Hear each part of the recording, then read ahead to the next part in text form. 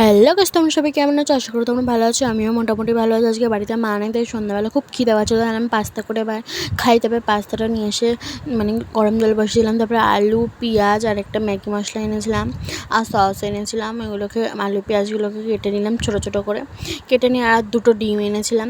ডিম, আলু, পেঁয়াজ আর ম্যাগি মশলা দিয়ে আজকে পাস্তাটা বানাবো। তোমরা আমি বলবো কীরকম হয়েছে খেয়ে। তারপরে আলুটাকে ভেজে দিলাম। আগে যেহেতু আলুটা একটু সিদ্ধ হতে হবে, না হবে না, বাজে লাগবে খেতে, তাই জন্য আলুটা আগে ভাজতে বসিয়ে দিলাম। তারপর আস্তে আস্তে ভাজা হয়ে যাবার পর একটু পেঁয়াজ দিয়ে দিলাম, তারপরে দুখানা ডিম দিয়ে দিলাম। দেখে নাও তোমরা, আমি আস্তে আস্তে তোমাদেরকে শেয়ার হচ্ছে।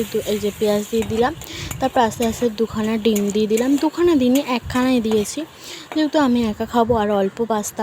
এই দেখো পাস্তাটা সেদ্ধ হয়ে গেছে, নামিয়ে দিয়েছি। একটু ঠান্ডা জলে ধুয়ে নিলাম। পাস্তাটা ধুয়ে নেওয়ার পরে যে ডিম দিয়ে দিয়েছি, ডিমটা দিয়ে ভালো করে একটুখানি ভাজা ভাজা করে নেবো। যেহেতু আমার গ্যাসটা আসতে ছিল, সেই হচ্ছিলো না, তারপরে আমি আমার গ্যাসটা চলে দিলাম। তারপরে আবার ডিম ভাজা কমপ্লিট। তারপরে পাস্তাগুলো দিয়ে দিলাম, পাস্তাগুলো দিয়ে ভালো করে নাড়ালাম। সয়া সস আর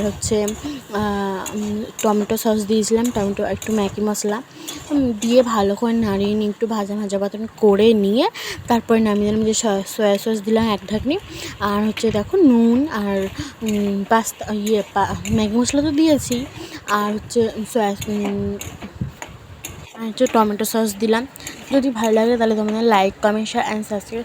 একদম সিম্পল ঘরোয়া পদ্ধতিতে আমি এটা বানিয়েছি।